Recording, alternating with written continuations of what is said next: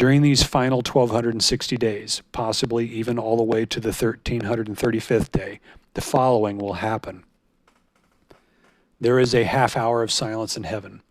I tend to think that's the 30 days, after which the 1,260 starts. But Matthew, at A Billboard for Christ, thinks it all happens after.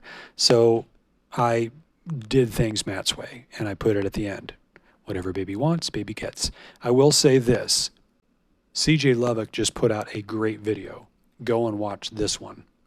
CJ is the one that was given the Bereshit prophecy that, he follows Jubilee cycles. He says Jesus was crucified in 31 AD, and he uses a 360-day calendar. If his math is right, mine shouldn't add up. If my math is right, his shouldn't add up. But isn't it crazy that while his research is wildly divergent from everyone else's, including my own, he's still arriving at the tribulation starts 2025, October 2025, just like me. Only I'm plotting days on a 364-day solar Essene calendar from an asteroid, just like the late Tom Horn and his dream decades ago of the world ending from an asteroid in October 2025. That was so real and vivid to him that he wrote books about it, this one here, and based much of his ministry on it. Or, just like Mike from Repo Man 64, plotting out his timeline for the past several decades, defining and refining, plotting the change of the head of the year and arriving at the flood starts in October 2025.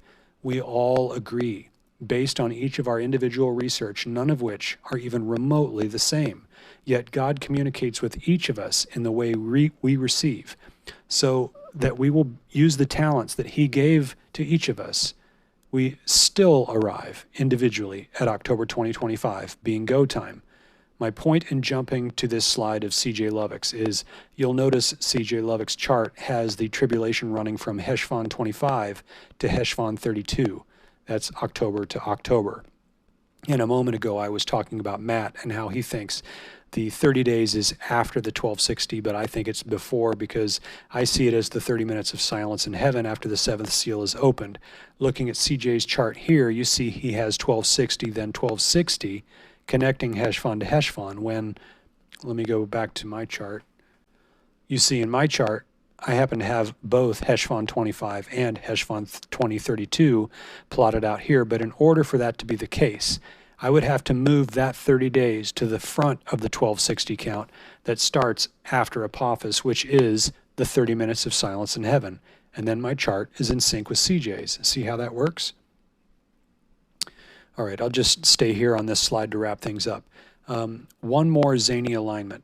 In CJ's video, CJ mentions the end of the millennial kingdom is calculated to fall on September 24th, 3032.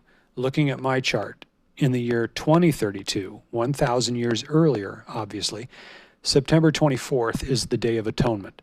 Fun fact, the Essene calendar year in 3032 corresponds to the year 2025 in the Gregorian calendar. So Day of Atonement is September 26th this year, but I still call that close enough. But September 24th, which is 6 months forward from March 17th, I think, on Mike Repo Man's timeline, is the old head of the year. So if things revert at the end in 3032, wouldn't September 24th be the head of the year again?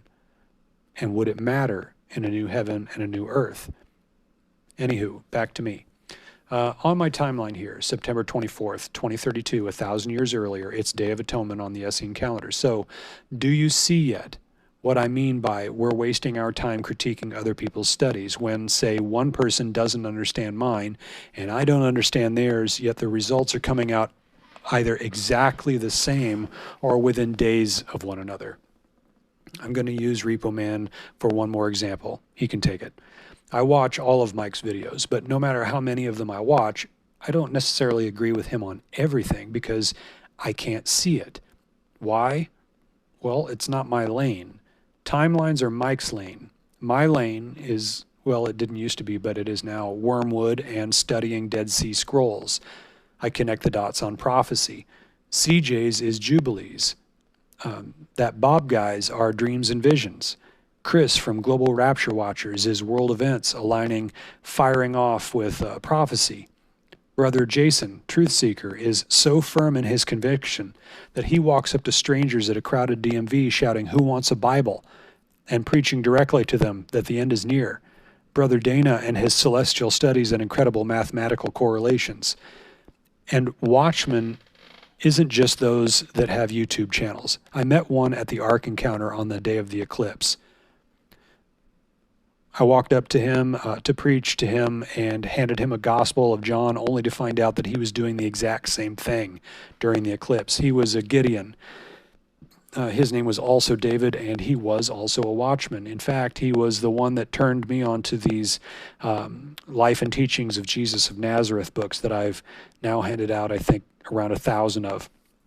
I'll never see that brother again here in this life, but I know he's still out there, working crowds, talking to people I'll never meet. God is raising his watchmen now all around the world to warn his people, and that includes all of you watching me prattling on, when you could be watching, I don't know, Downton Abbey or something. Instead, you spend your time seeking Jesus with the rest of us. You're a watchman. I guess you could say me doing these sorts of videos to give other newer watchmen ideas is a form of discipleship. Don't get trapped in the battle over which wrong person is more wrong than you are, with this which calendar is the correct calendar argument.